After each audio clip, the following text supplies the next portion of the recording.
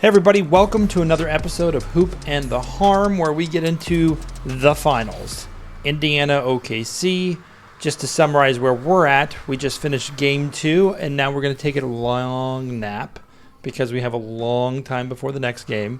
And game 1 turned out exactly what Indiana does. They stole game 1. There's no other way of putting that. And then game 2, OKC did what OKC does. And they won. So we're tied at 1-1. What is your thoughts so far in the series? Yeah, Indiana summoned the dark magic for one last time. Maybe not, but they certainly did it again. Yeah, that again, just like with every series Indiana's been in.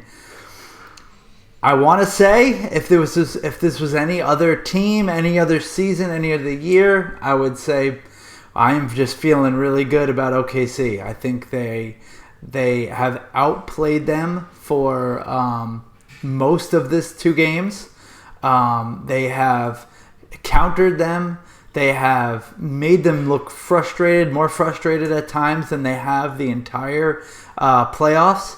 And yet, like that first series win in that fashion that Indiana continues to pull off, it really throws off the whole series. I mean, OKC did the right thing. They did, what the Knicks didn't do, and they came back and won it and showed who they are in game 2, and got out of Dodge with with a brand new series, right? And even now it's a 5-game series. So I do think OKC is still in the driver's seat, but yeah, you just can't count Indiana out. They're very comfortable being down and coming back down. The thing that I've noticed with these with just Indiana, they seem more uncomfortable on offense than I've seen them in any other series they've played. 100%. But if you read anything about OKC or if you watch them all year long, they're extremely aggressive on defense. And the most frustrating thing when you play OKC is when you think you're playing aggressive defense, you're getting fouls called on you where you feel OKC is fouling you, you're not getting the calls. I felt that frustration as OKC moved on. The only series that I'll compare it to is Denver. I felt Denver stole game 1. There's no one who didn't think Denver didn't steal game 1 in that series. Indiana did the same thing. So, again, if this is the first time OKC has lost a game 1 like that, I would have been like, oh, okay, this is going to go for a long time. Because it was Denver had seasoned vets. OKC was facing them. I felt that was a great test. I even told you at the time, I was like, you feel them getting stronger and better through this Denver series. They're learning a lot of playoff lessons. I just feel OKC as a team is better. We both felt that. Agreed. I feel their defense is just elite. There's no other way to put it other than that. They are extremely good at getting in the lanes. And how about Caruso? The one factor that I talked about, the X factor for me was Chet. And in game 1, he was a no-show, and they lost by a point in the last second shot, so it didn't really matter. And in the second game, he came alive. He played a lot better. Very active. He was doing everything that you want him to do around the rim, but then also, doing the alley-oop there in the second half was great. And they just kept coming. And that's the thing about OKC, and we've talked about this. When you get OKC down by 20, it doesn't mean you can write it in. They just have these waves, and you just feel that with this team. Like if it's not, you have the consistency of their MVP. SGA is fantastic. He plays every game. He's really great. There's nothing more to say other than he's great. The people around him, all of the players, it's not like he needs 2 other people to show up all the time. Like in Denver's case, if Murray doesn't show up or Joker doesn't show up, you have a problem. If OKC, even if SJA has a bad game, I still feel really good about them as a team. Yep. I felt in the second game, Halliburton did not show up as aggressive. But they need everyone to beat OKC, especially in 4 games. You need everyone to show up. You do. Absolutely. I agree. I think, some Knicks fans want to try to say that New York was the better team. I don't know about that. Some Cleveland fans will say that we had the better team. We just didn't show up. I don't know about that. OKC is the better team here. This would indeed be an upset if Indiana pulls this off. Now, I will say this. Go ahead. I was going to ask if you feel Game 3 is a must-win for Indiana. I feel it is. I feel it's a must-win for Indiana. Look, again, you can't write them off because stranger things have happened over and over and over again. But I feel it's a must-win for both of them, but I feel more strongly about that for Indiana. The thing is, I think OKC will take Game 3 very, very seriously. I think that they don't want... They're smart enough. I mean, there's the audio of Jalen Williams literally saying to the team during Game 2, we gotta score more. We gotta bury them. We cannot let them have any inkling of an idea that they can come back from this. So I think OKC is game planning to completely obliterate them. And I think they can do it. And I think they, I don't know if they could do it for 3 more straight games, but they'll do it enough to win the series, I think. In the history of teams in the NBA, and this is the thing. I've seen lopsided finals. We've seen that, like last year with Boston. We've seen lopsided, teams go through the playoffs and they look really, really good. OKC all throughout the season and then into the playoffs with these large wins, double-digit wins over so many teams, and the way that they they frustrate you to give up. Their defense is this is the part, and I'm going way back. This is the part of the Jordan era that's not talked about enough. Their defense was extremely good all through those years. They did not let you have a minute. And fast forward to today's era, there's just been a kind of critique of NBA is that there's no one who's playing defense. OKC is playing defense. They are playing defense. Namely Alex Caruso, but all of them. They play great team defense. They play great defense on their own. I was going to say, OKC, they certainly would have rather have won both games. They would not have wanted to squander that lead. But they too are a team that is not afraid to play down and is not afraid to of coming back. So they're almost like daring Indiana to come back in that first game, and they did. And again, I think OKC would have rather that not happen, but also they're like, you're not going to do it again though. It's not going to happen again. That's fine. Okay, so you got your cute little moment in the sun. You came back. Halliburton does what he does and is flawless when the game is on the line. But even though we've seen Indiana do it time after time, you can't do that every game. You can't do it every game. So I feel like OKC is in a position where they're letting the Pacers play their game an awful lot, and just prove to us it's good enough, and it's probably not going to be. I don't think this is a fair comparison, but remember the Allen Iverson Sixers versus the Lakers Game 1. Allen Iverson is amazing. Yeah. And he gave the Lakers their only loss in the playoffs, which, by the way, if you want to talk about a dominant playoff team, that Lakers team was dominant. Flawless. The next 4 games, you just felt the will of the Lakers was like, we're just going to put you in a coffin. Yeah. And even though AI was amazing, again, out of this world when you watch AI live back in the day, I feel, to me, OKC doesn't have that, we're going to put you in a coffin, but they're so relentless. But they're, to that point, they're they're almost like a batter taking the first pitch. Like they're like, we want to see what you're all about. Go ahead, you know, like let's see what's this Indiana basketball all about. And like it was good. Like it wasn't good enough to beat them until the very end. Like that was obviously a game that OKC was winning, but they did kind of let them play their style and let them kind of get established. And it was enough to give Indiana that feeling and that inspiration that they could do it, and they pulled off the upset. But it was like next game, it was like, watch out! Like now you're toast. Again, I just feel like the waves. I do find it. Again, when I look at Indiana and this playoff performance by Halliburton, it's not. There's nothing to compare it to. Like I believe he's already tied Reggie Miller in game-winning shots in the playoffs. Right. Like that's crazy. Like do people? But he's also disappeared a lot too, and that's what's crazy too. Yeah, like, he was game one. I think.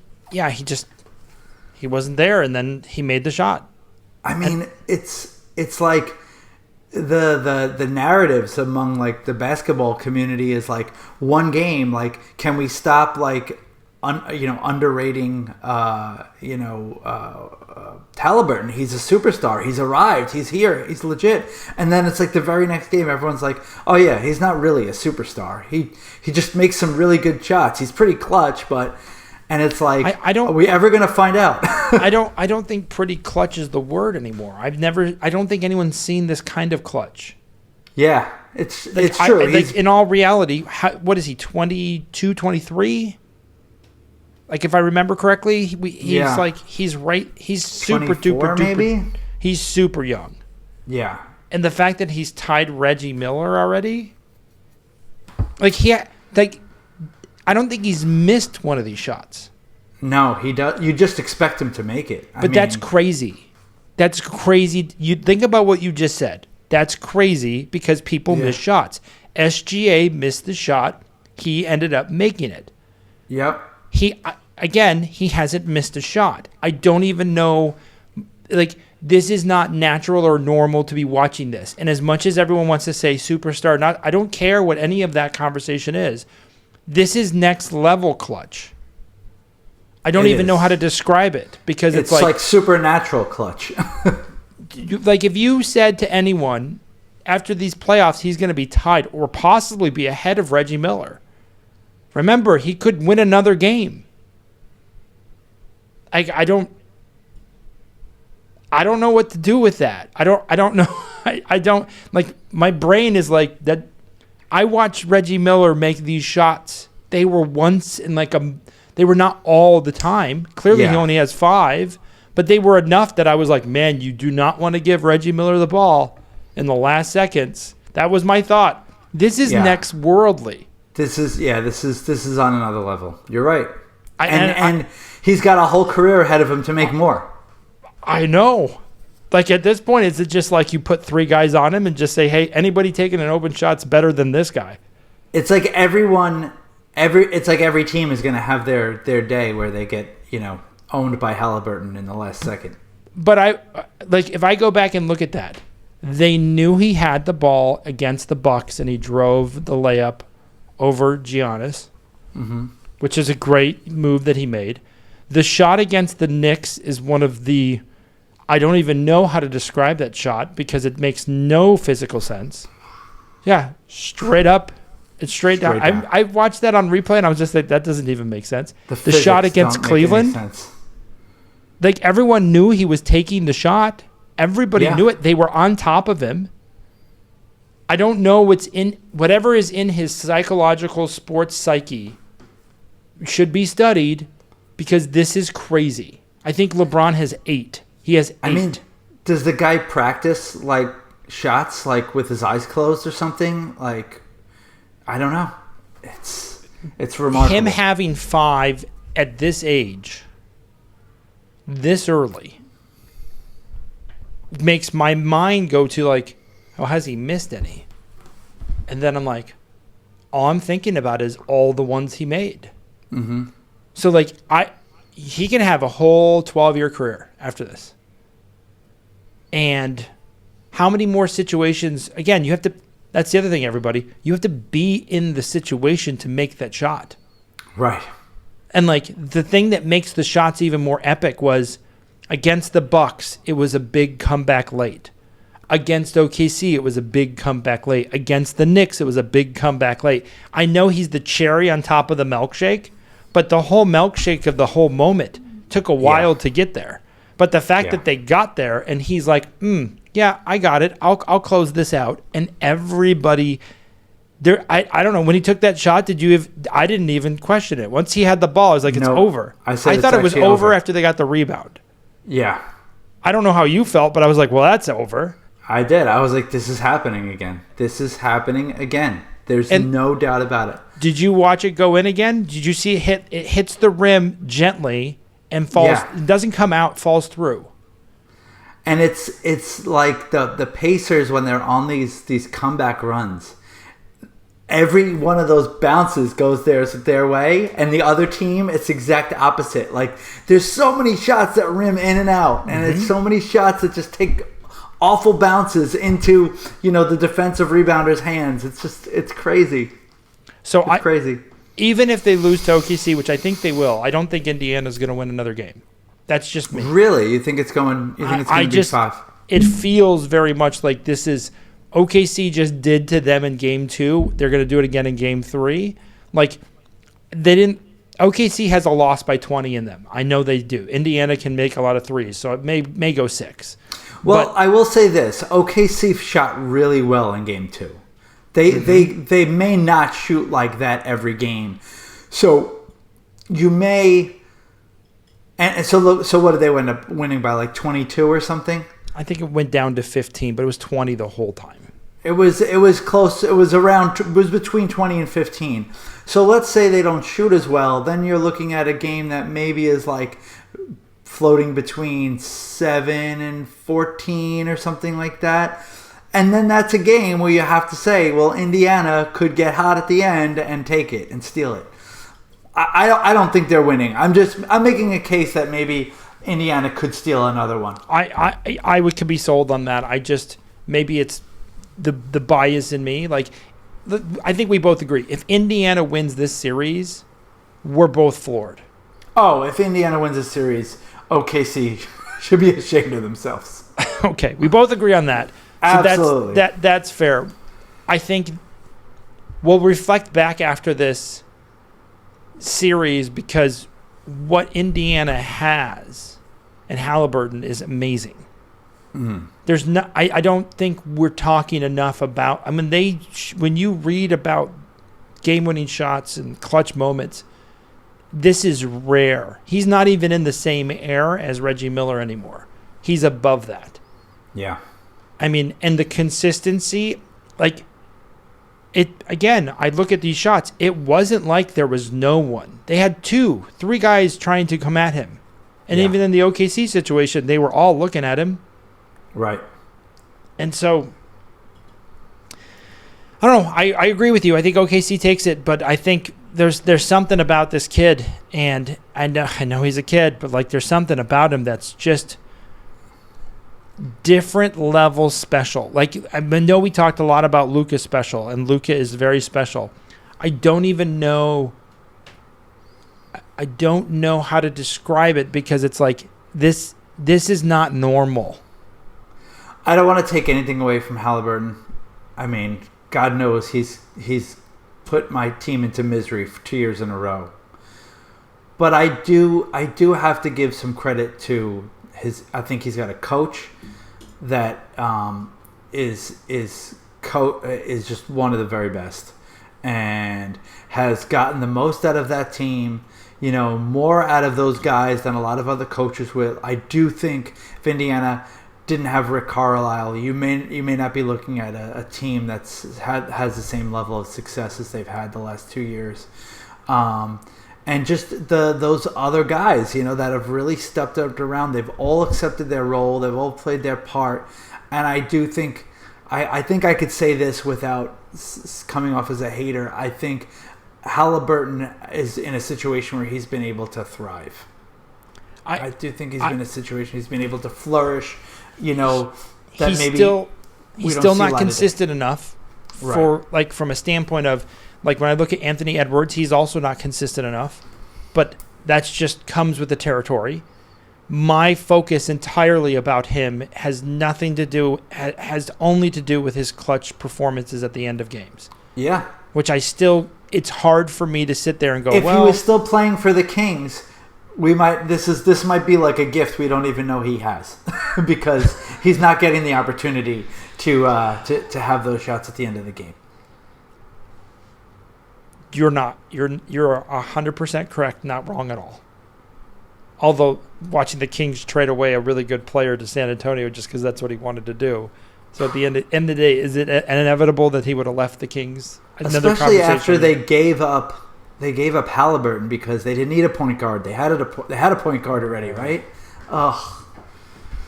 Anyways, we'll get into all that. So the finals, I still feel good about 5. I'm biased. I know OKC lost game 1. Could I see it going to 6 now after Indiana takes game 1? Absolutely. Yeah, OKC has had a dud on the road of every single series they've played. Even against Memphis, if you remember, they were down by God knows. It was like 30 or 40. It was something crazy. And they're like, okay, we're going to win now. They shouldn't have won that game. So they've had a dud in every single series on the road. They conceded one to Minnesota. It wouldn't shock me 2-2, game 5 in OKC, which would be interesting, but again, it's just me, but I feel it's inevitable that OKC is going to continue to just annoy all of the Pacers. I think so too. I think they've got an answer for everything that the Pacers do and everything that Indiana has to throw at you. The things that have worked for other teams. The other big difference is, against the Knicks, against the Cavs, certainly against the Bucks. The other team would make great stops or defensive plays, and just Indiana wouldn't let them capitalize on it. They were right back on defense, preventing that turnover from being converted, and they have not been able to do that to OKC. OKC has made the stops and made the big defensive plays and made Indiana pay for it. The Knicks, the Cavs, the Bucks, they were never really able for a sustained period to make Indiana pay for their lapses. And OKC's doing that. So in the series, do you have it 2-2 going back to OKC, or do you think it's 3-1 OKC? It's tough because I feel like if Indiana's going to get another win here, it's probably going to be at home. It's probably going to be in front of their crowd. And yet I do. Yeah, I mean, I'll give him one at home, I guess. I think I picked the Pacers. I mean, the Thunder in 6. Yep. So I'll stick with my guns, and I'll say that that OKC wins the next one, and the Pacers, steal a close one in Game 4. It goes back to OKC, and OKC, just puts them to the woodshed for the rest of the series. If Halliburton beats Reggie Miller and gets another game winner, I don't even know. I don't even know what you can say. I know Reggie would be fine with it. All right, folks, that's all we have for our final show. Obviously, we'll definitely probably easily do another one. I think Game 5 is next Monday, if I remember correct. The schedule correctly. So don't have to worry about these old players for these two teams getting tired. They're going to have plenty of rest. Absolutely. And as always, this is Nolan, and I'm Brendan, and this is The Hoop and the Harm. Like, subscribe, and share. Thanks, everybody. We appreciate you. Take care.